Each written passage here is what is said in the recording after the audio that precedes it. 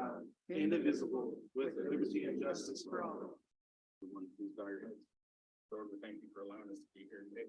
We ask you that you give us wisdom and knowledge so that we can make sound decisions for the betterment of the city. Amen. Well, very good to see everyone here tonight. We do have one presentation. It is from Hall Ambulance, and I don't know which lovely face we're going to look at. Hello, hello. You can join us up here, please. Thank you. Well, Pat, it make me even taller. There we go. So good evening, Mr. Mayor. My name is John Surface. I'm the Chief Operating Officer with Hall Ambulance. And, it's been a rough couple of years. And we know that everybody's sensitive to response times and the work that we've got going on. So we thought we'd come out and let you hear it straight from us, what we've done the last couple of years and where we're headed. So I think you're going to help me with the slides, or is it remote? Oh, thank you. So, most of you know, we were founded back in 1971 by Harvey Hall. He passed away a few years ago. We lost him to CJD, Creutzfeldt-Jakob disease. Hit him quick, and one day he was here, the next day he was gone. And his wife, Levon, now owns the company and operates the company here in Bakersfield. We're up to about 455 employees. To be honest with you, I wish that were somewhere around 700 employees. That's where we need to be. We're working on getting there, and we'll talk a little bit about that. So we're over here. I'm sorry. Thank you. Okay, so the County of Kern operates in exclusive operating areas. It starts with the Health and Safety Code section 1797.201. If you read any articles about Sacramento right now, you're gonna read that one a lot. There's a lot of discussion going on. That gives the counties the authority to set ambulance exclusive operating areas. Here in Kern County, you guys are represented by EOA 2. It's the Shafter area and the area immediately around Shafter. You can see that the Taft zone is actually one of the biggest ones. We operate 7 of the 9 EOAs in Kern County. And here in Shafter, we operate a station with 2 24-hour ALS ambulances. Response times are really what people are, want to hear about. Someone talked a little bit about that. So 3 different phases to talk about: the pre-pandemic, the pandemic, and the post-pandemic. And the pandemic was a significant event for us, to say the least. So in the pre-pandemic, there was a nationwide shortage of EMTs and paramedics. That's been known for about 7 or 8 years. The Bureau of Labor Statistics reports, actually back in November, that was at 7,000 people statewide, and about 25,000 people nationwide are missing from our industry. There's more competition for our staff now as more and more things happened in healthcare over the last several years. EMTs and paramedics are starting to be stipended off to do other jobs. Some are working in rural health clinics, some are working industrial health. And so the pool to hire from is getting smaller. And probably the biggest, I don't think anybody in EMS leadership would ever say that our workforce is not underpaid. We're always trying to make efforts. So if you know about EMS, who pays the bills? We collect less than 30 cents on the dollar for all the transports, right? And the reason that happens is Medi-Cal pays $117 per transport. Medicare pays $500 per transport, and it costs us about $750 to actually run the call. So the balance of that is put on people that have health insurance. Wow. And there's also people that pay nothing. A lot of people that don't pay anything, and all of that money then is paid by those of us that have healthcare insurance. Because of that, it's difficult. We haven't had a rate increase from Medi-Cal in almost 20 years. And so when you're still getting $117, once you factor in inflation, we're really only collecting about $60 off that trip. So our EMTs and paramedics need more money, right? And we're hustling all the time to try and find new ways to get them paid more. But certainly everywhere across California right now, there's focus on trying to get legislation passed to try and increase what Medi-Cal pays. The Harvey L. Hall EMS Academy is something that we pulled together actually 20 years ago to try and train our own EMTs and paramedics to create more of a workforce. We actually have a class in session right now. They started with 17. They're about a week away from finishing them down to 15. Those are actually people that come to us with no job skills. They come to us just straight up. They may have been working retail or fast food or Whatever they may have been doing before, they come to us and we turn them into EMTs and we try to turn them into paramedics, which is better for their wallet, right? So here we come along the summer of 2020, and the pandemic had already taken hold of our community. And I don't think that anybody can really appreciate what a monster this pandemic was. It rattled us. It rattled every EMS provider in the state of California. EMTs, paramedics, nurses, didn't matter who you were taking a beating almost every day. So comes along, the summer hits, it's 100 degrees every day, huge spike in call volume. People quit going to see their primary care physicians. They started calling 911. They were scared. They weren't taking their medications. People quit taking their heart medications. They quit taking their diabetes medications. And then they would get to the point where, well, let's call 911. And our call volume went up dramatically. At the same time, applications for work stopped. People that weren't already in the workforce weren't trying to get into the workforce. They were staying home. They were staying home with their kids. Their kids' schools have been closed and somebody had to stay home. So that's what they started doing. We lost employees. They went from full-time to part-time. For us, a full-time employee averages 56 hours a week. And then a part-time employee is 29 hours a week. And so we lost a lot of hours there. And we just had people that said, my kids are more important. I'm staying home. I don't disagree with that. I'm a dad. I get it. We've had employees leaving California for other states. I mean, we've all heard those stories. We lose a lot of our paramedics to the state of Texas and the state of Missouri. And when they leave in a group of 3 to 5, right? Because one guy leaves and his friend leaves and his friend leaves and then his girlfriend leaves and it just continues to spin for a while. And then we really had to deal with high stress, really high stress and terrible morale. And high stress causes low morale, and then low morale causes more high stress. And it's just a cycle that we were seeing. It's something had changed, right? So we got a little bit of help from the county of Kern. The county of Kern should get some credit. The EMS department, the County Kern Public Health Department, should get some credit for what they pulled off. Of all the counties in California, they were the only ones that were able to get in this deep and help make things better.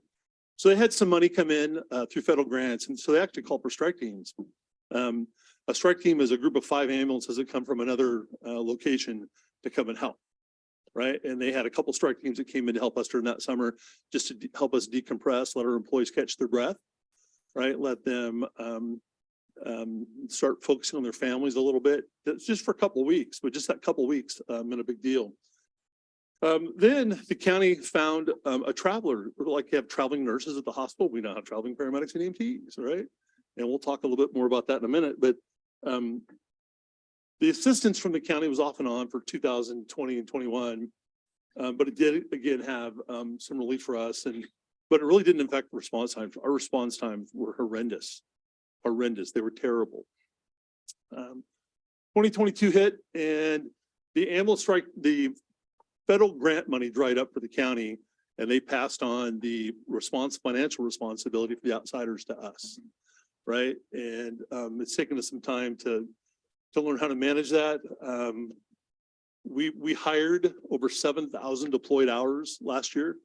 That means an ambulance on the road, able to run calls, and we bought 7,000 hours from our outside friends. Most of those came from Orange County and LA County. The ambulance associations down there were more than willing to sell us hours. We had some help from the folks up in Visalia and Ridgecrest as well. And we hired them. We're actually paying them to be here and run calls for us, right? So at the end of 2022, we had bought over 28,000 hours of EMTs and paramedics from outside sources. Hotels, I missed that. We also had to pay for their housing, right? And we had to pay them a per diem while they were here. So Myron Smith, by the way, I should have introduced Myron. Myron's our general manager. Ryan Strange in the back in the orange jacket. He's the manager assigned to Northern Kern County. And then Mark Porum is our marketing and media director. And that book that you have in front of you, that's one of Mark's pieces of work. He put that together. That's a little something we did for our 50th anniversary, commemorate 50 years. And it kind of tells the story of the company. I should have got to that earlier. Sorry about that.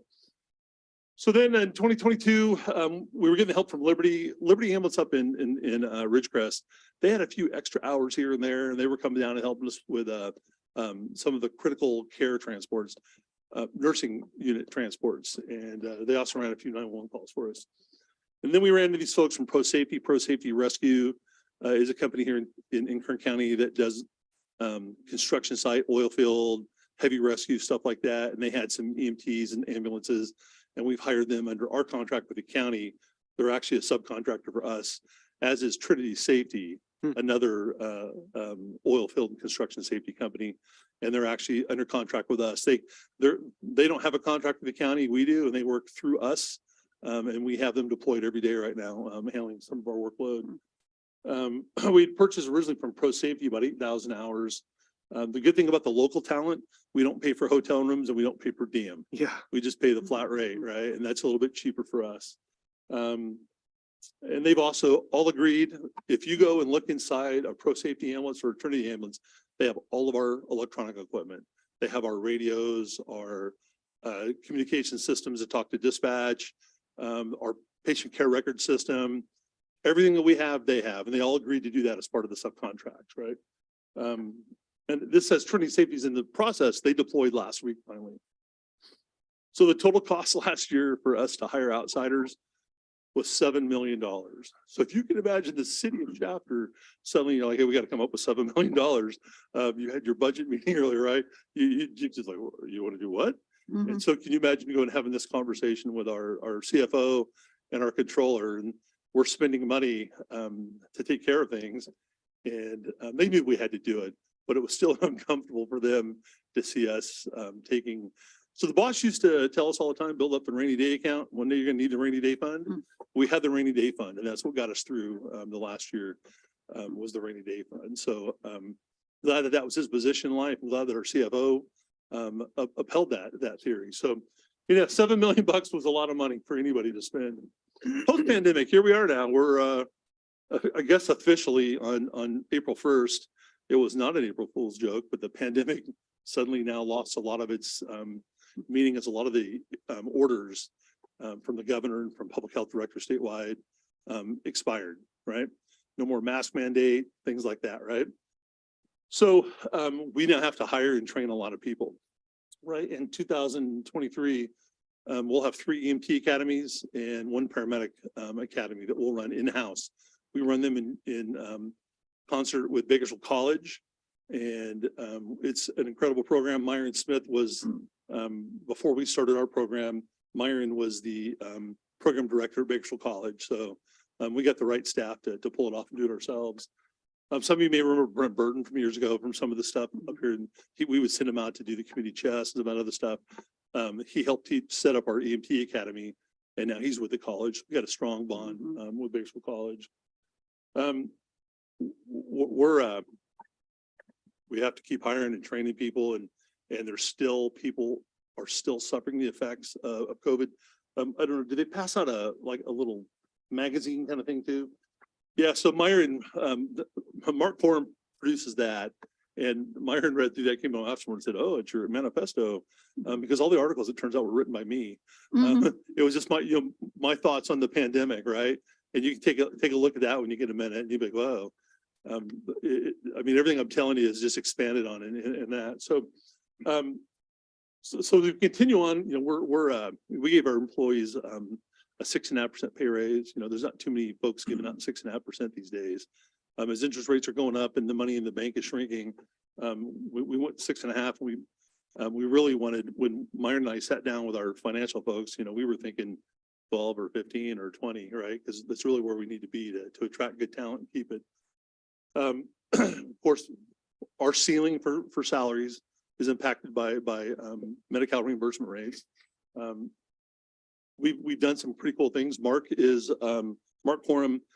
If you go down to a hospital anywhere in LA, or not all of them, but some of the biggest ones, and you're on your phone, you're an EMT or paramedic, and you're on your phone, and you type in the word paramedic, or you type in EMT, or you type in ambulance, you'll start getting our ads on your phone. So we just kind of did some fun stuff there. So So some of the folks that we've contracted with that come from out of town are actually leaving their employer to come to work for us full time. They like Kern County. They like the family lifestyle in Kern County, the fact you can raise a family here. And it's affordable. So we're getting some of those people to stay. And then we've had to make a huge commitment to mental health for our employees, right? We have all kinds of programs we're running now. If we have an EMT or a paramedic or a nurse or a dispatcher or Myron or anybody else is having a bad day and then you talk to somebody, we've got multiple different people for them to talk to. And I've been around, I've been in EMS for a long time, since 1983, one or the other. And I've never seen anything rattle a workforce like the pandemic. Just absolutely demolish them. So we got to rebuild, right? This is a comparison of our hiring. You can see that in 2021, it was almost non-existent. And now we're rebounding and people are starting to come back to work and we're starting to do some hiring. Other factors so really it's about response times now for a couple of minutes, right? So there's this theory out there that the pandemic created offload delays at the hospitals. That's a false narrative. Hospital delays have been around for 20 years in Kern County. When I say delay, if we take you to the hospital and there's nobody, they don't have enough employees or beds at the hospital, we could wait 2, 3, 4, 8, 12 hours to offload you. You would sit on our cot at the hospital, which means you can't have your ambulance back. So how does that affect Shafter? So if all the ambulances in Bakersfield are sitting at hospitals waiting to offload, then the Shafter ambulance get dispatched on calls in Bakersfield. And then Wasco gets dispatched on calls in Bakersfield, and then Delano, et cetera. And solving the hospital offload problem, the hospitals are making that our problem. We just have to hire more people and deal with it because they're not. So the county's done a couple of cool things that give us a little bit of relief. We just suffered through today. And I suffered, Myron was right in the middle of it. At one of our local hospitals, there were 5 or 6 beds that were open. Our crews are looking at these open beds and they were being told they couldn't have them. They were not available to ambulance crews. And then some of our staff had to get a little pushy. And somebody from the county called the California Department of Public Health and filed a complaint. And of course they thought we did that, but they suddenly got beds. Imagine that. When the state called down and said, give them beds, they gave us beds, right? And it shouldn't have to come to that. So stacking of patients is a new term, right? I never would have thought, it never would have occurred to me. So what happens is when there's 4 or 5 or 6 or 8 or 12 ambulances sitting at one hospital waiting to offload, and that's not an unrealistic number every day. They're sitting waiting to offload. We'll take one EMT crew or one paramedic crew and they'll take responsibility for 4 or 5 or 6 patients so the other crews can get back out in the field. That's dangerous for the hospitals. The Center for Medicare and Medicaid Services, CMS, has issued several bulletins and warnings to hospitals that say that once we arrive on your property, it's your patient, you have to care for them. And they just turn their back and leave patients sitting on the cot. They'll come over and do sutures while they're on our cot. They'll give treatments. They'll give any number of medications, including pain meds, et cetera, while they're on our cots. Just that way we can stay and watch their patient for them.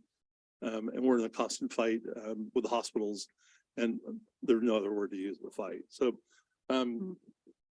so we keep extra cots at the hospital so we can pull that off. But really, our EMS system countywide suffers from the offload delays. So 3 years ago, the year before the pandemic, I spoke at the EMS Administrators Association in California conference. That's all each county's EMS administrator attends that. And I talked about offload delays. And I shared with them, we sent bills to the hospitals.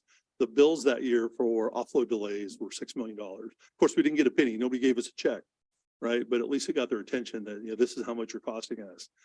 But it costs you because your ambulance has gone running a call somewhere else because all the other ambulances are waiting at the hospital, right? So, anyhow, moving along, transfers out of town. So as our hospitals filled up during the pandemic, they started finding new places to send their patients. We make every day trips to Fresno, Sacramento, Los Angeles, Riverside. We can have 3 or 4 units in Los Angeles at any given point dropping off. And then without a doubt, daily, there was a constant run of ambulances going up to Madera, to the Children's Hospital up there. while we do have a good pediatric emergency room here in town, we don't have all the tools and all the right specialists, so the kids still go up to Madera. So anyhow, so we're working on a lot of collaborations with our county EMS department, right? Over the years, EMS has been you call, we haul, right? You call, we get there. We had a woman here in Shafter years ago that would call us every Tuesday night at 4:50. That's because the bingo down by KMC started at 6.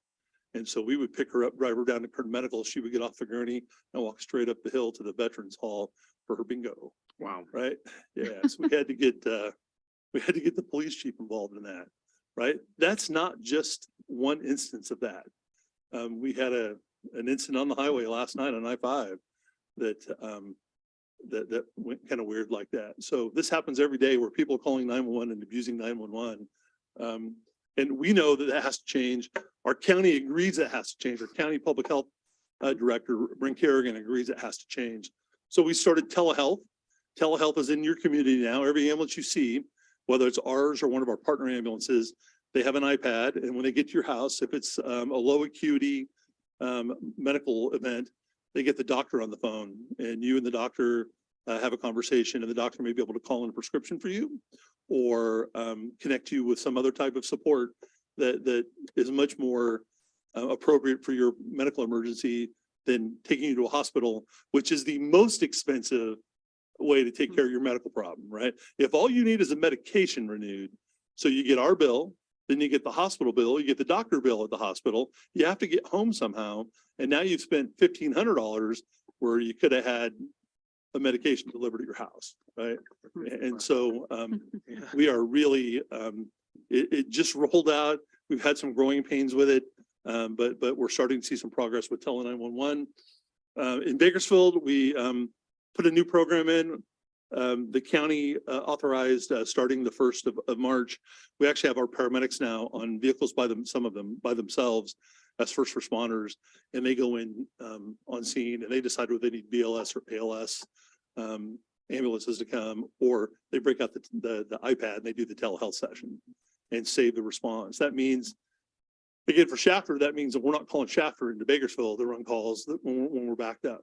Plus, by the way, Shafter, Wasco, Delano, they all have telehealth, every single one of our units. And up here at Shafter, we have really good, Shafter and Wasco both, we have good cell coverage for the telehealth. So the next phase from the Tele 911 people is the nurse or physician line. So when you call 911 at some point, the 911 dispatcher will be able to transfer you to a nurse or physician. And that person can then try to help you work through your medical situation without sending a fire engine and an ambulance out to the call, right? Saves money, right? You would think it saves money. So when we run these calls, the telehealth call, the doctor on the other end, he bills for his service. We bill for that service, and about half the insurance carriers don't pay us. And so we're trying to convince them how much money we're saving them down line by keeping the patient out of the hospital. And they're having a hard time understanding that. Like, are you really saving us money? Yes, we're saving you hard dollars, right? You're going to pay us $250 versus paying the hospital $1,500 or $2,000. And so they're starting to come around, but that does, by the way, bites into our revenue a little bit because we're not paying, we get paid by the mile on some trips. And so if we don't transport you, we lose that revenue, but it's the right thing to do, right? For our system, for our 911 system. So now it's time to evolve. We're evolving. I say our system is evolving. The EMS department has made it clear that they want to try some other stuff to improve the overall health of our community and how we deal with healthcare emergencies. So the question, certainly, are we getting better? So I'm going to show you this first picture. This is a daily report that I get. Each one of those red dots is a zone in our contract that we're non-compliant, right? So back in July of 2022, we were getting beat on still. We were still struggling with not enough equipment and too many calls, right? So we start all the things I talked about, the people we've hired and the out of town people. And you can see that this was in January. Now you see a lot more green in there, right? Remember, you guys are EOA 2. Today I looked just before I came in because I didn't want to look like a goofball telling you that we were good in EOA 2. and we were all greening the OA2 this afternoon. So this is a daily report.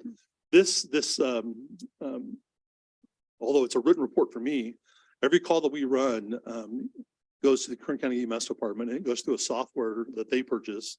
Actually, we purchased it originally, and now they've taken it on because it's now what they use to manage us. And so it's a third party that they direct how to set up the response compliance. So yeah, I know I threw a bunch of stuff at you in just a couple of minutes, but appreciate your time and certainly welcome to take any questions you may have. Council, any questions? I'm gonna take that as a no. Thank you for the Yeah, information, you though. bet. I Yeah, you appreciate that. Thank you for coming out and doing And, this. and we'll be back anytime you want us. Anytime there's a question about our response times or about our performance, you just call us up, and Kathy knows how to get a hold of us for sure. Right? Right. She calls regularly, so feel free to, not in a bad way either. Community engagement. She calls about community engagement is really what she calls That's for. right. Yeah, we got that straight. Yeah, we want to help. So anyhow, thank you for your time, and Thank you. have a great night. Thank you. Thank you. Okay, thank you. All right, very good. That is our presentation for the evening. I'll move us into the public comment time. Just want to clarify, those persons wishing to speak on any item, including on the agenda or on any matter within the subject matter jurisdiction of the city council, are invited to speak from the podium and address the city council. Speakers are limited to 5 minutes unless additional time is needed for translation. Please state your name, address, and for the record before making your presentation. At this time, public comment time is open.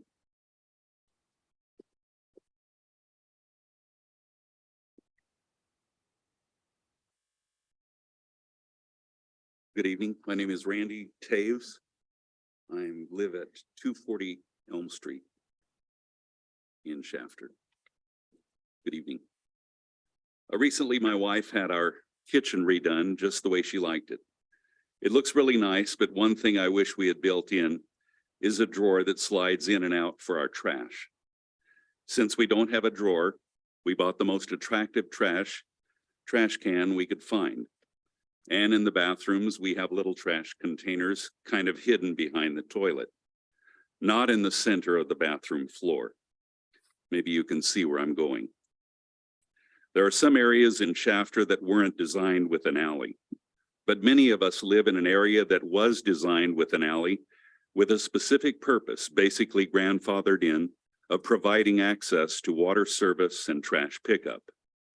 Matter of fact, having an alley for storing trash and trash pickup was one reason we bought the house that we did. I have pictures of the problem street trash pickup has caused. A traffic and safety hazard, having 2 or 3 large containers, a parked car, the trash truck trying to empty the containers, the FedEx truck or the UPS truck trying to deliver with cars trying to pass the same way, and cars and trucks waiting to pass going the opposite way. Then there's the fire hazard created by limiting access on the side of my house because that's where my trash containers are. And a health hazard created up against my house where my fly and maggot collecting containers are. We've all heard the argument that people will dump trash in other people's containers instead of taking it up to the dump. By eliminating the very large black dump everything in here trash can, I think it discourages that process. I know it would discourage me. And then there's the complaint about overhanging tree limbs and power lines hanging over the alley, making it hard for the truck to get through. Well, that's what we have code enforcement for. Look, I think it's safe to drive down Santa Fe Way at 65 miles an hour, but the Shafter Police and CHP don't think so. It's code enforcement. I know that the 3 container concept is a mandate ordered by the state, but to lump together a mandatory mandate with an idea or theory was a very poor decision. I spoke with 3 council members about this issue when it first came up, and they were all in favor of continuing with alley pickup. I have a feeling it was only when the street pickup vote was lumped in with the mandate that this issue was strategically passed. Matter of fact, one of the 3 council members even said, well, let's just see how it goes. which indicates to me that if street pickup doesn't go well, it could be changed back. We've all made bad decisions, and sometimes we have a chance to correct them. Mr. Alvarado, City Council member, former mayor, and humanitarian award winner, was recently praised in the Shafter Press for listening to the people and finding a quick solution. Well, Mr. Alvarado and the rest of the council, here is your chance. I have consulted an attorney, and he assured me that coming before you tonight is the cheapest way to approach this issue. And with the next step being media attention and realizing the city of Shafter has an expensive legal counsel, it would be a matter of throwing Shafter residents' money against their own city's money. So we who have alleys are asking you to reconsider alley pickup for the residents of Shafter. Thank you.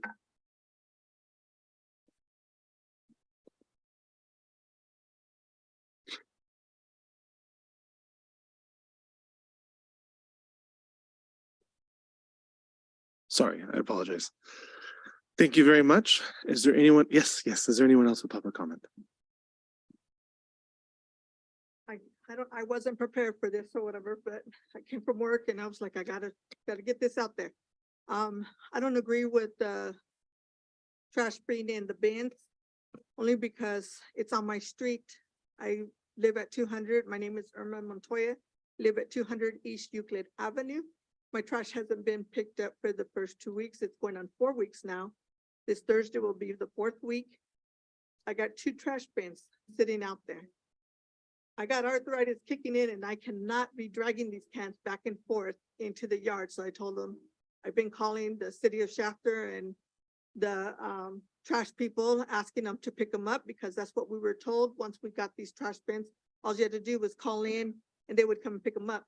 Guess what? Nobody's been, it was 3 weeks and I asked them, hey, I need these. I don't know if I missed the date or what the first 2 weeks, but I really appreciate it if they pick them up.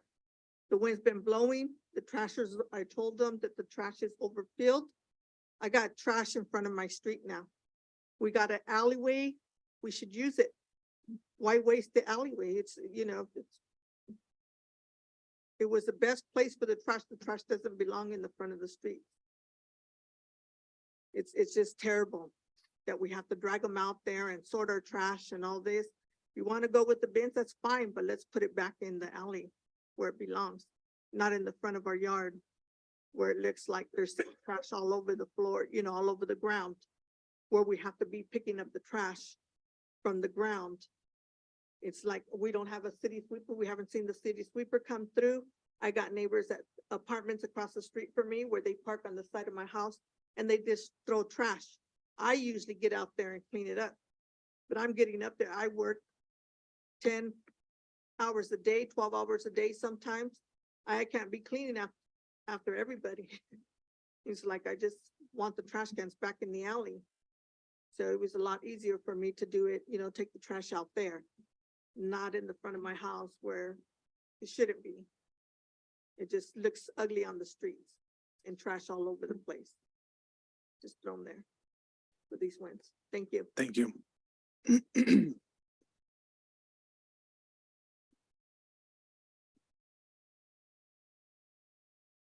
Gary Nelson, 727 Acacia Avenue, Shafter. I'll be quick because I've got a daughter who has a birthday. We're supposed to be there right now. But I would just say that you've heard me before, and I've written a couple of articles in the press that I think the alley pickup is the best place for our trash containers. If you look up and down most alleys, you're going to say, yeah, it looks a whole lot better without those cans. But it was my impression that the cans weren't going to stay in the alley. You were going to only put them out on pickup day and then move them back onto your property, out of sight of the alley. And that can still be done and should be what's done, not put out on the street. If you drive down the streets now, you've got cans that are out next to the street. As long as they're back from the curb, they're out next to the street. They're up close to the house. If you drive down streets and you see trash cans where you didn't used to see trash cans in town. And I thought one of the regulations was gonna be that you can't overfill those cans. If you drive around and look, there's some of those cans, you can't get the lid back down on those things. And, if that's setting out in front of your house, where's that gonna go on a windy day? It's gonna go all over the neighborhood. And it's also an eyesore for people coming into town. You know, we got a beautiful city here. And we've worked to keep this city beautiful. And I think we're going in the wrong direction, putting those cans back out to the front. Because it doesn't improve the look of our community. To have our trash cans out front where you don't have to have them out front. Or you don't pull them back next to your house out of the way of where people can see them readily as they come up and down the street. And I'll continue to say that. And if anybody wants to come over and help me move my cans, Mike came by and looked and he said, yeah, you got a tough one. Because I got no way to get my cans to the front without taking out 2 trees, putting in a sidewalk, rechanging my landscape. And that's gonna be between $5,000 and $10,000. And I've told you that before.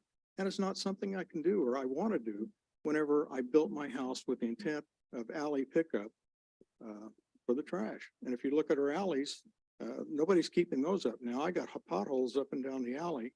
If you look at where people used to keep their weeds and trash and trees trimmed back, they're not doing it anymore. You see a lot of alleys that are just full of brush and weeds and things that are growing out there because they don't take care of it. So anyway, that's all I gotta say. Now I've got to go to a birthday party. So thank you. Have fun.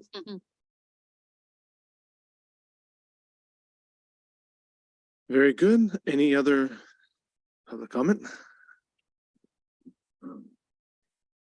We usually don't do this, but I found compelled to do it.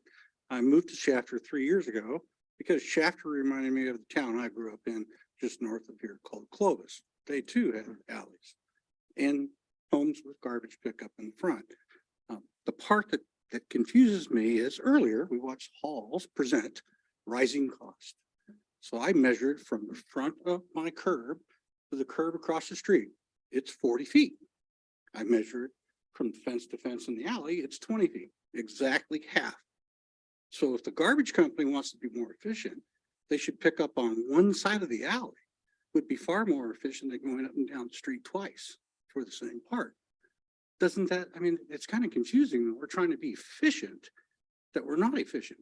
And I've heard the comments from others about the garbage cans being out front. It isn't a pleasant sight. And I moved to here to be close to my daughter. She's starting a family and Shafter reminds me of Clovis. That's where I grew up. It's a beautiful little town. This is a beautiful little town. But some of these decisions and these processes are going to take that beauty away from the town. And we should find a way to keep it. That's what will make this town a desired place to live and want to be. Crime is low here. It's clean town. I love it. It reminds me of Clovis when I was a kid. And we got to find a way as a community to keep that tradition alive. Because if we keep making these type changes, we're going to be like Fresno, or we're going to be like Bakersfield. My daughter lives in Bakersfield. You couldn't pay me to live over there. Okay, it's trashy, it's dirty. The people in this community are great, and we need to do everything we can to keep those traditions alive. And I know new developments, we have one right over here where trash is going to be out front, but some of those things you have to look at and say, is that really how we want our community to be from the standard of life? What do we want it to look like?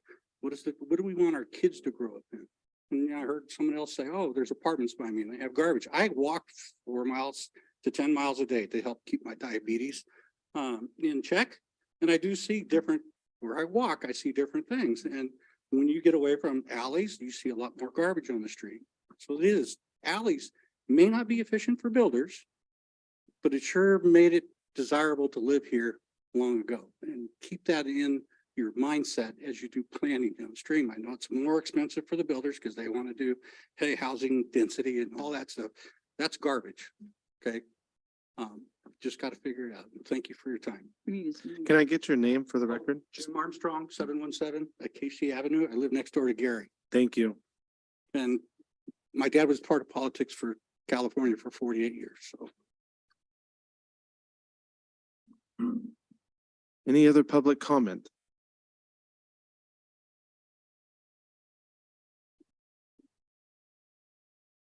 Good evening. My name is Ryan Absey. I live at 400 Oak Street. And I echo everything that's been said. We moved here. The alleys were a great perk. The thing I would add to the conversation would be, yes, they're an eyesore and they're also a danger. Being the father of 3 daughters who like to play outside, it can be troubling because we get cars coming down our streets just ripping, going 70 miles an hour. And when we have all these trash cans, it blocks the view of the kids who are playing outside. And that would be my danger thing that I would bring to the table. Just I ask you guys to consider using the alleyway pickup. I think it would be best for safety, eyesores, and everything else everybody has said. Thank you. Thank you.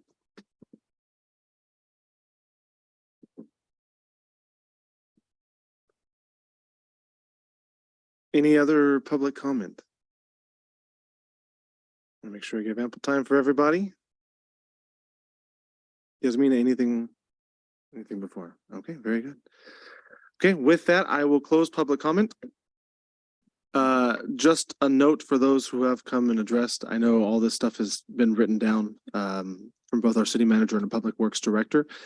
It's a conversation that I know they are having on a daily basis and have had as recently as today, just to talk about your concerns and your comments. So I don't want to make you feel like they're going on deaf ears. Randy, I hear what you say.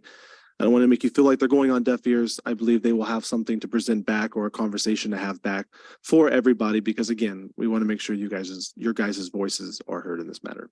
Anything to add, sir? No. Okay, very good. All right, very good. With that, we will move on. I had to change my page for notes. All right, we will move on to our council announcements and reports. And Mr. Espinosa, I will look to you to go first, sir. What, real quick before you go, Pete, are some of you wanting to leave right now? If you guys want to, I'll let you guys go right now. You guys can stay. We don't mind having you guys here. I just want to make sure we give you the time to do that before we go. You're welcome. You're welcome. You're welcome. Thank you. Thank you guys for coming. Randy's like, I thought I was going to stay, but maybe I'm not. I don't know. Thank you all. Sorry, Pete. I didn't want that to interrupt you. Go ahead, sir. I just have 2 events. On the March 25th, I attended the Bakersfield College Foundation Sterling Silver Dinner, which is a big fundraising event for them. And it's a very nice evening. A lot of things going on at BC, and BC also partners with us with the library. And they made mention of that fact there in front of everybody there for the dinner. On March 31st, I attended an oath of office for the police dispatch helper, Danelle Wise. So I'd like to welcome her to the city and to the family of the police department, and just say welcome aboard. That's all I have. Very good. Mr. Olvera? Yes, good afternoon. Just want to share on April 17th, I toured the area, the Wasco Pond area, with Assemblywoman Dr. Baines and her staff and talk to the families that were impacted by the floods and see what type of support we could provide to them. Also on March 24th, 2023, attended the Water Summit at Mechanics Bank. Big discussion on the drought and the need for new canal infrastructure and repairs to existing infrastructure here in the county. On March 28th, I attended the ICSC planning meeting for economic development and to draft and get the information needed to distribute to potential business firms and brokers when we attend next month. That is all I have to report. Ms. Prout? Yes, I wanted to mention the fact that our Easter display is downtown, worked with the city crews to help us put up the Easter bunny and the eggs, and it seems to be fun. Also attended and represented at the Distinguished Young Women's Award, and I want to announce that Emily McGuire is our new representative for the Shafter area. She was sponsored by Richland Chevrolet, and they will be competing in Bakersfield in July is their final program on July the 15th at 6:30, and they're having it at the Fox Theater this year. So she could be one to represent us well there too. Also, attended on, March the 25th, the Sterling Silver Dinner, and it's worthy to note that we had honorees that, represented our community that were recognized at that time. One of them was, Fran Flores, who, has served on the Bakersfield College Foundation for many, many years, and she received a service medal, and it was exciting. It was really exciting to have her family there and to be able to even have pictures taken with her. It was fun. And also Bakersfield College gave a leadership award to Jean Fuller, and all of you know, she was born and raised here in the community. Her dad was the postmaster many years ago, and she has been a very strong supporter for students in Bakersfield College, and so it was fun to be there with her. The other one, this was really a fun time we had this month, because then the next one we had was Singing in the Rain. And I know some of the others did go, and I want to say thank you to Chad as well as so many others that he had on the cast that helped him in the production and helped him with the orchestra, with just everything that goes along with the program. Their Singing in the Rain is now being held with the Shafter Young Adults Theater. And you really need to get it on your calendar because it's just amazing to see what started with our little guys, which was Chris Starr. And she's done it for over 25, going on 30 years, taking these little kids and put them in productions and all of a sudden realize that the talent was there and we need to move them up and still offer more opportunities. And we've got an excellent program now at the high school, as well as now here. And some of these kids are already performing in Bakersfield at the Stars Theater, to Ovation, just other opportunities that are opening up for them. It's just, if you've never participated, you really ought to. The singing, the dance, the song, it's very inspiring. I was able to bring in 3 visitors from Bakersfield. They were just in awe because they just couldn't believe that we have such talent here. And these kids really could. They were 14, 15, 16 years old, right? Yeah, it was pretty darn cool. Very, very exciting. So anyway, the next one will be when?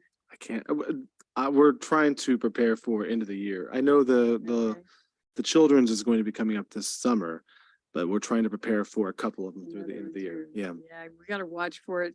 Watch the billboard because they do post it up there, and it's always been at the Tin Cup now and at the Stars Theater. So yeah, a fun thing. And the kids just loved it. And the families have been very supportive, and it replaces sports, and yet some of these even participate in sports. So there's a lot of talent there. And so that's all I had. Yeah. Thanks again. You're welcome. It was a fun event. I know some of your faces. I got to see some of you guys out there, so it's good to see you. It's a different show, something that kind of was a nod back to the old times. And the kids had no clue what it was, which was even better because they got a chance to learn what a silent movie was. All in all, it was actually a blast to put that together and just to see everyone come out for it. And yeah, there'll be more to come. We do have a summer play. If I could remember the dates, I tell you, it's for our little kids. It's the last weekend of July, First of all, whatever that is. Pick that date. And then we'll have a fundraiser for our murder mystery in October, and then another event towards the end of the year, and then getting ready for our next year, which would be really nice because it sounds like Colors is going to be making a comeback. And I think rightfully so, it needs to, because I believe Shafter is very heavy into arts and we need to be cognizant of that. I think we have a lot to offer when it comes to that, whether it's through music, through dance, through coloring, through just the beauty that we have around us. So I'm really excited for this to come about as well. The only thing to add to that, we also, you did speak to ICSC. We do have that event coming up in a month, which is scary that it's coming up so quickly. ICSC is a little new for us, so some of you may be wondering what it is. I see Colleen looking at me going, what is ICSC? If I could tell you what the acronym meant, I would. I don't know what it means off the top of my head. But this year we've made the decision to really try to take a deep dive into economic development. And what ICSC is really a conference where you have a lot of major developers, major retailers who are there. And really you're looking at trying to plant a seed, broker a deal, if you will, in the simplest of terms. It's more than that. I guess I'm oversimplifying it, I was fair warned that it's like a 14-mile hike. Thank you very much. But it's more or less our way of trying to see what we need to do and what the next step is for our city to continue growing it, and to some of your guys' earlier comment, to continue beautifying it, because that's our goal. So that was a good meeting. It was a lot of great information coming from that. We also met, no, I think we talked about it on our downtown, but I think we already talked about it on our last meeting. So with that being said, I'm going to go ahead and close our council announcements and move into consent calendar. I'm going to highlight the 10 items that we have on consent calendar tonight. Number 1, approve general checks. Number 2, approving payroll. Number 3, approving the overtime report, that is for March, and approving minutes for March 7th and March 21st. Approve the special event permit for Cinco de Mayo. It is going to be on April 29th. Number 6, approve the special event permit for Kiwanis Club of Shafter for the Easter Sunrise Service, and that will be April 9th. Number 7 is approve the addition of Panorama Towing Service to the city approved tow companies utilized by the Shafter Police Department. Number 8, approve fiscal year 2023 community project funding grant agreement, and authorize the city manager or public works director to execute said agreement subject to review and approval by the city attorney. Number 9, adopt the City of Shafter employee bi-weekly pay schedule effective February 1st, 2023. And round it out at number 10, authorize the city manager to issue a request for proposal for professional services for police officer recruitment. If any questions or requests to have any pulled, please state so now. Otherwise, I'm looking for a motion for approval in a second. I move we approve. I have a motion by Mayor Pro Tem Prout, second by Councilman Olvera. Roll call vote, please. Mayor Pro Tem Prout, Yes. Olvera, Yes. Espinoza, Yes. and Givens. Yes, sorry, I was writing this down. My apologies. Very good. I'm going to move into our public hearings. Tonight, we have one public hearing item. It is adopt resolution 2914, approving a 2-year extension of time for revised tentative track map number 7244. Sorry, you. Mayor and Council, this is a ministerial matter that our senior planner, Mitzi, will make the presentation to you.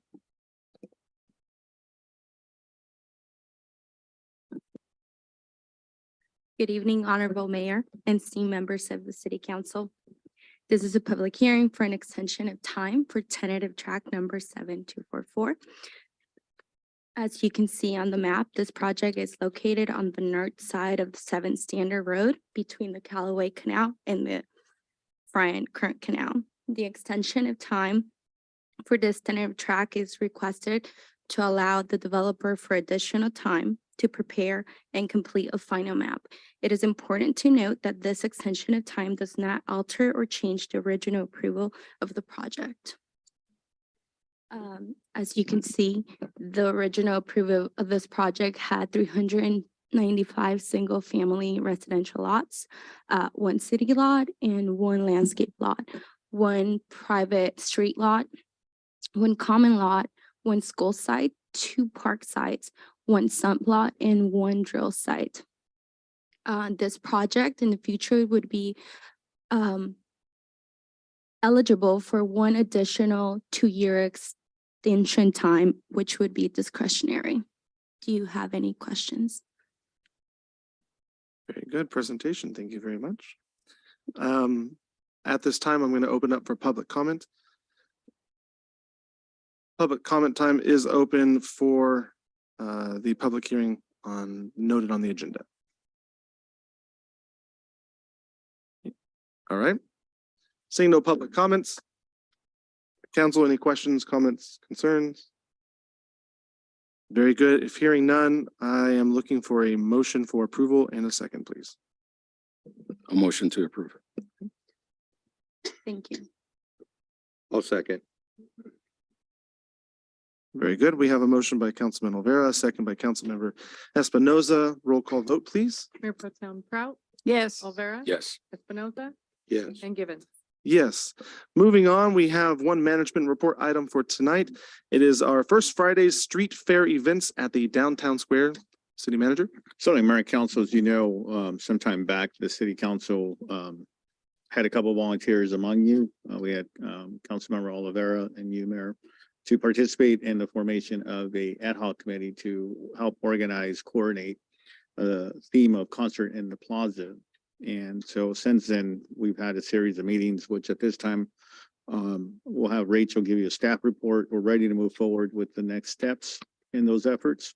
And so we're bringing an item before you this evening, seeking direction and approval of the proposed action plan to be able to make one of the first events, bring it to fruition. So with that, Rachel. Real quick, for clarification, it was Councilmember Alvarado and myself who were on that. Yes. I just want to clarify that. I know he was not able to be here tonight because of work. But he and I did talk about that ahead of time. So if there's any questions, I think we're on the same page with that too. Thank you. Good evening, Honorable Mayor and members of the City Council. As City Manager Gonzalez mentioned, we had Mayor Givens and Councilmember Alvarado who volunteered to be a part of the ad hoc committee for concerts at downtown. Once we started the small committee and we invited some business member owners from down on Central and some community members also to the committee. We came together and decided that with the feedback we've gotten back from our Christmasing and our generals football celebration, that the feedback was all positive. You know, folks here in town want to see more events happen downtown where we used to have that years past. Of course, years past, that was something that was done through the chamber. And we've also invited the Chamber of Commerce to participate in these discussions, but unfortunately, they haven't attended the past two meetings we've hosted in this discussion. We also asked the Chamber of Commerce if they would be willing to host the event downtown. As you can see with the flyers that I just passed over, we decided to call this event First Fridays. It would include entertainment, food, vendors. We would invite our local downtown merchants to bring stuff out to the street and sell. Same thing with our restaurants. The chamber did not get back to us as to if they would be willing to host. And along with hosting, we also asked them to provide the certificate of liability for hosting the event. As we moved on to our second meeting that we hosted as the ad hoc committee, we still hadn't gotten an answer from the chamber at that time. But through our risk management, we did get an answer where the city of Shafter can host the event with $1 million certificate. And then we would ask vendors and merchants to provide their own certificate as well. If they don't have one, then they can purchase one through the city, and I have those costs should you need them.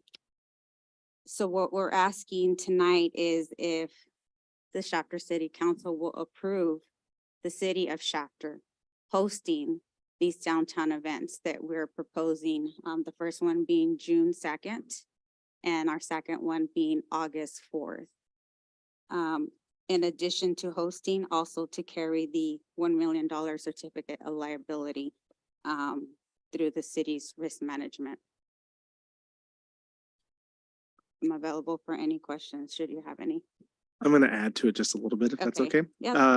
It's part of this is still happening as we speak, right? Part of the issue, council, with the insurance that has arisen, we wanted to go underneath the chamber umbrella, and the chamber agreed to go underneath the umbrella. They didn't have a problem with us doing that, where it's kind of overseen, if you will, by the chamber.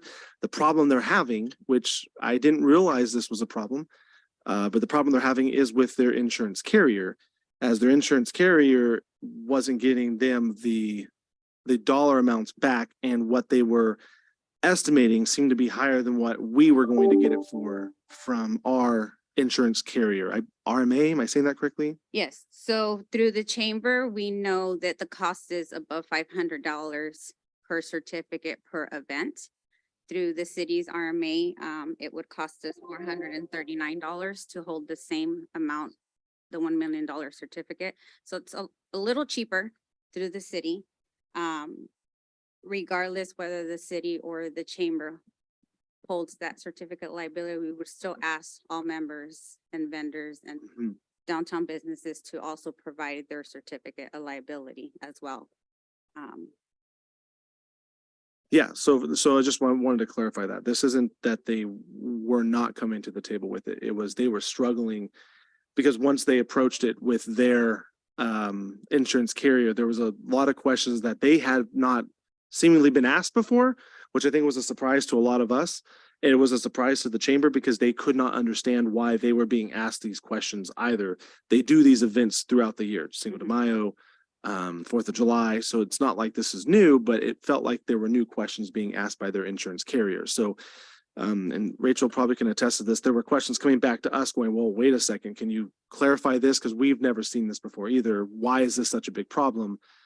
So that was kind of one of the reasons it took longer than it should have, because we did want to see something happen in May, but the insurance issue kind of came up and I think caused more problems than it should have. Since then, I know this is a question you're probably going to ask Mayor Pro Tem. They do have a fairly not new person to the board, but new person to the board this year. Philip has agreed to also sit in here as part of the committee as a board member from the chamber and participate with it. This was a comment that was made a little ways back, so I want to address that again. I don't disagree that the chamber should be able to head this up. I do, however, disagree that the chamber is capable of heading it up at this time. I think there's some issues that they have internally that they're going to have to address and work through. And with the feedback that we've received from the events that we've done with Christmas, and I think we've done a great job on the Christmas piece of it, and all the feedback that we've heard throughout the town, this is something that I feel a lot of folks would benefit from and enjoy, and something that's nice for the family to have. I don't think we'd have an issue finding the vendors. I think the problem is we wouldn't have enough space, and we don't want to make something so large that we couldn't manage it effectively. Am I saying that right? Because if we do something so large and there's a small group of us trying to manage that, it's not going to go well and you're going to get frustration. So we want to start small through this process. So there's a lot of things that have kind of the last few meetings we've had evolved, if you will, just to make sure this makes sense and works out. And we want to try to start small and see what that looks like and feels like. But again, I think we get a lot of positive feedback from our community in regards to having an event like this and doing something. And then I think that's everything. I'll leave it at that as far as I'm concerned, sitting on the ad hoc committee. And logistically, just to give you an idea, small would be CVH and we would close at Munsner. That would be small. And then if we expand and it goes well, then maybe in August, we go all the way down to 5 Points. And we talked about that end from Munsner to 5 Points would be like inviting classic cars. So you would have a little bit of, classic cars out there for viewing. We would have food. We would have our merchants downtown selling stuff. We would invite vendors, kind of like your little small pop-up events type vendors. We would have entertainment at our downtown stage, and then we would have another set of entertainment down at Munsner, kind of by the urgent care area. So that's kind of the idea of the committee, but we would start small and then hopefully if everything goes well, we would expand. I guess the only other thing to note, I know we had a couple folks helping us with the downtown piece of it from downtown businesses. One has since backed out for time's sake, still wanting to go along and support it, but not enough time to go door to door knocking, if you will. The other individual has and continues to go door to door knocking, as well as making calls to outside vendors or car clubs and trying to get folks to actually be a part of it. And again, getting a lot of positive feedback on his end. The Green Hotel has jumped in and said, yes, they want to participate. I think they're opening. They're willing to open and they were wanting to host like some type of garden in the back. Yeah. For folks. They talked about alcohol, but of course we said no alcohol. So they would figure out something that they can host, whether it's burgers or some type of garden where people can sit and enjoy a meal in the back of the Green Hotel. So they are also open to the idea. I also want to add that with the city agreeing to host and carry the certificate of liability, there's additional costs. So we would have to apply for a public health community event permit, which is $445 per event, not for the year, so it's per event. Addition to the cost that I mentioned of the $439, which is a certificate of liability, we would need to rent porta potties, restrooms.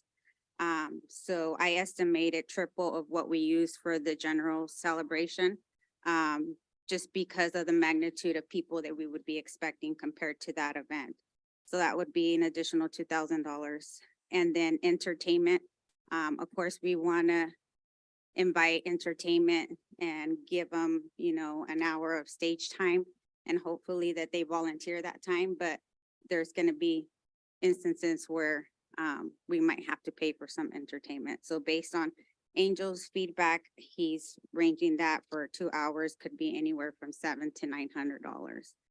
And in addition to those costs, we would need 2 public workers and extra officers during the event. So just something for you guys to consider.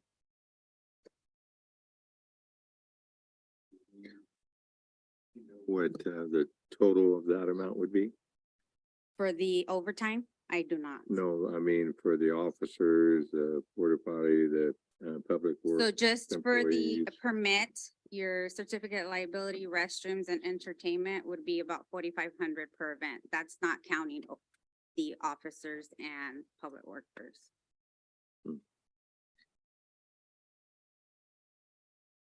Just a quick comment on that, Councilmember Espinoza, Mayor and Council. So that would be the 4,500 is direct cost, Mhm. the whatever in kind. So we typically treat any cost associated with city staff at the event. We consider that in kind because it's kind of like a sunk cost of that we're already incurring that. So we treat that as in kind, but that's something that we can estimate from past experience when we've had other one that comes to mind more recently is the general celebration that we had downtown when they did the trophy presentation for the community and whatnot. That service that we spent with city staff to close the street, our officers out there, and then our public works cleaning it up afterwards, that was all in kind. We just absorbed that cost. Okay. So that's how we treat that. You have the direct and then the indirect, which is considered in kind. Okay. And then just really quick about Mayor and Council. I know that this is what we're proposing. I'm going to quote Councilmember Olivera's word to use a pilot. And so this is a concept more or less as a pilot in order to bring that sense of community to the city. We've seen the community come together. I know others in the community have shown an interest of having more events like this to bring gatherings to downtown. Some see it as more like entertainment, right? So it gives our family something to do. So what I want to say to you is that we're not committing to do this year after year. I think this is a good opportunity to do a pilot and see how it works. Hopefully next year, or as we continue to go, the chamber is able to participate, other business owners, once they see what's occurring, they come out, service clubs, whatnot.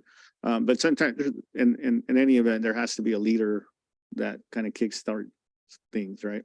And I think in this case, the city's responding to the community and take that in consideration. So I say that just so you don't feel that what you're committing to is going to be permanent. I mean, this is a pilot responding to the community requesting that we have more entertainment for families that come out. One last side note, and the reason that we opened up with the Charitable Purpose Foundation in the beginning I was, gonna mention that. I completely forgot to say it. I didn't want to get ahead of myself. So are we doing both staff reports? They were open together, yes, Okay, ma'am. okay. So back to your concern on cost, the committee also came up with the idea of sponsorships. So if the city is willing to host, we would also like to ask the Charitable Purpose Foundation to be able to accept sponsorships on our behalf, being that it's nonprofit. And then we would transfer those sponsorships to the city to offset some of those costs. So if we get companies in town or around town that are willing to sponsor our event, then we can use those monies to offset some of these costs. I have two things. One just came up. there is a cost associated with the vendor being here, right? I think typically they range based on the event. You can go as cheap as free, right? Or as expensive as you want to go. Some of these places is in, 150. yeah, $150 easily. So we're looking at $50 for a vendor to come in. We want to not compete with vendors we already have downtown, meaning we're not going to ask a taco truck to come in because we already have that downtown, right? So we want to utilize what we have in those resources, but we want to open that up. We're not going to cover 100% of those costs with that money, but we will recoup probably not the in-kind portion of it, but we will recoup probably 60 to 75%, depending on how many vendors show up. You know, if we open it up and we have way more vendors, then obviously we're going to be able to go up to the 95% range for recouping cost. Again, not recouping the in-kind, but that's where the sponsorship comes in, is where we have a chance to reach some of these businesses, you know, the larger scale businesses who say, hey, I want to help with the community. We know the funds are out there and we know they would be willing to invest and give it out. It's just a matter of having an avenue to do that. The one thing as I'm sitting here talking, my wrist is deciding to vibrate on me. And I guess Kiwanis is also saying that we could work insurance underneath them. So I say that not to say that Kiwanis is doing it, but it just tells me that the service clubs would even be interested in saying, hey, you know what, city, maybe you don't have to, okay, you started the pilot, good words, by the way. You start the pilot and maybe Rotary comes in on the next one and says, hey, we want to help you and we'll run the next one, or whatever the case may be. But I think the way I view life, and I can only speak for myself, but the way I view life is we either wait for someone to do it and it never gets done, or we just grab the bull by the horns today and say, you know what, today we're going to go out there and we're going to start this, and then somebody else is going to come along and say, hey, you know what, you're doing good, let me do better. Great, that's fantastic. And I think that's what matters, is we've got to get this train started one way or another, and this is how we're going to do it. I'll leave it alone. I have one question. On the local business owners, do they already know about the insurance certificate that will be required by them, or? they So don't know? most the downtown business merchants, so most of them, yes, they would know that. Most of them already have their certificate of liability, so they can just produce that and use that certificate, not have to buy an additional one. The ones that would have to buy an additional certificate would be like, we get a vendor from Bakersfield and they're just a small pop-up, So like small business out of their home. Those folks will need a purchase, and the costs are not that bad per event. So if it's an informational booth, so say maybe Lions Club wants to just have an informational booth. If they don't have a certificate, they can purchase one through the city. It would be $32 for that event. Okay. If it's someone doing sales, or they're selling earrings or any type of small business soaps, that type of thing, it would be $42 through the city to purchase that certificate. And then any food vendors would be $53. But most of these business already have that certificate of liability because Yep. they get asked for it at other events where they go and attend. Perfect, thank you. Yep. good question.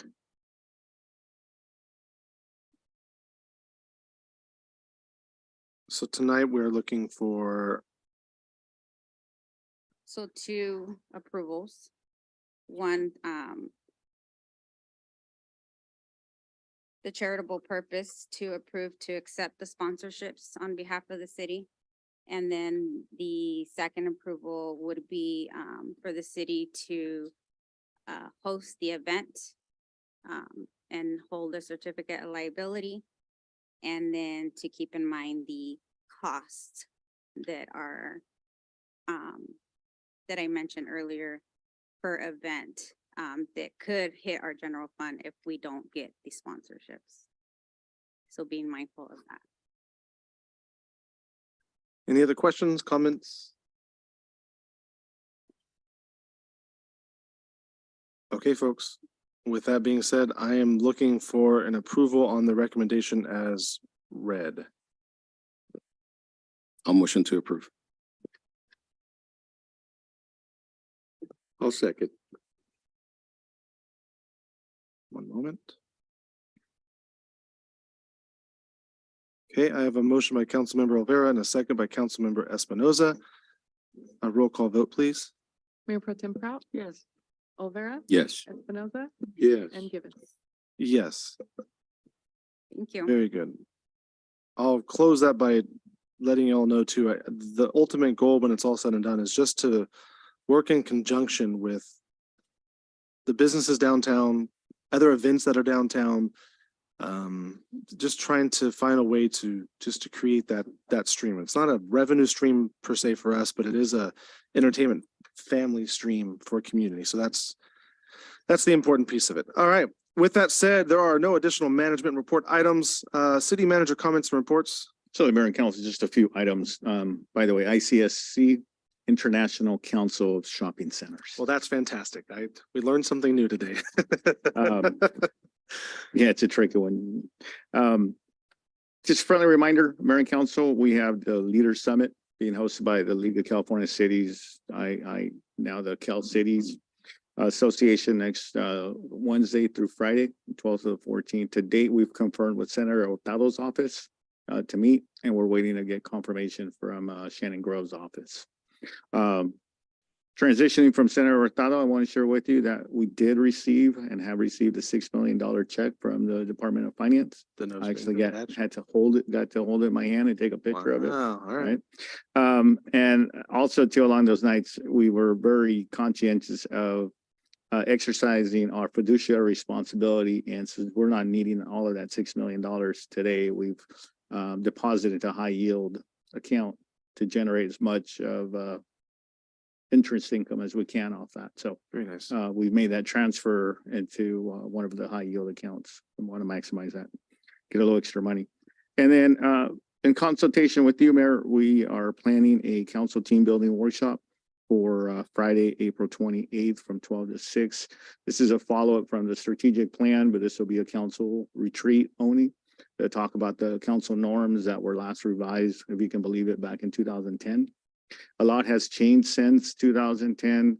By way of background, the council norms is your kind of guidelines, protocols that you as a council came together and put together, what you guys agreed and how you guys would kind of conduct yourselves, undertake certain council matters and whatnot. And as I said, the last update was back in 2010. Since then, and the city attorney can tell you, there's been a lot of new legislation that changed, here, like with conflict of interest and trainings you have to undergo. So that it'd be good for us to have that follow-up. So we have that tentatively scheduled, and hopefully all of you can attend Friday, April 28th. It's a weekday because we need our city attorney there because there'll be items related that will require some legal input and advice during that discussion. So please calendar that. The same consultant that assisted us with the strategic plan, Institute of Local Government, will facilitate the workshop. And it'll be over at the PD conference room. So calendar that, and we'd like to move forward with that. Otherwise, it's a spring break. So for the balance of the week, a lot of us, the directors will be out, but we have acting directors in the place. And at this time, there's no other director reports, Mayor. Very good. So we do have one item for closed session, and I'll say that, and then I got to revert back to you, Marco, because I have a question.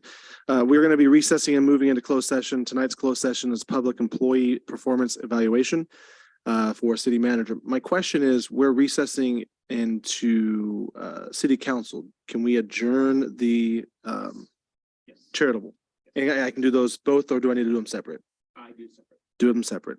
All right, council. So what we'll do tonight is, first thing first, we will adjourn the Shafter City Charitable Purpose Foundation meeting. And then after that, we'll recess into closed session. Everyone okay with that? Okay, I need a motion for adjournment for the Shafter City Charitable Purpose. A motion, we adjourn. A second. Okay, motion by Board Member Olvera, second by is it Vice President Proud? Well, I'm reading something I think is incorrect. I don't know. I don't keep track of those. Okay. Okay. Well, I know, I'm just making sure I did this right. By Board Member Olvera, Vice President Prout. All those in favor? Aye. All right, all those same sign. Okay, very good. We are dismissed there. And moving into recess, need a motion to carry into recess. I'll make a motion. All right, a motion by Councilman Espinoza, second by Olvera. All those in favor? Aye. All those same sign with no. Very good.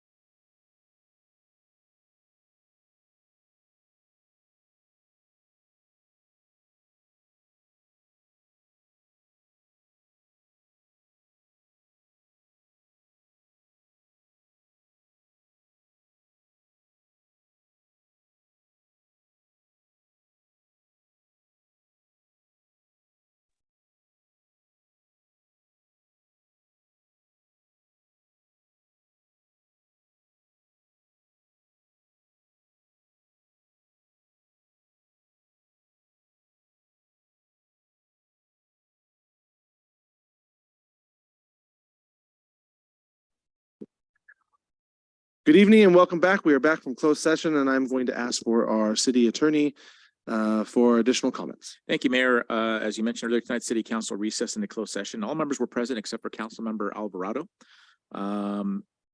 City Council had one item on the closed session agenda, public employee performance evaluation. City Council continued its discussion regarding the city manager evaluation, and we have no reportable action.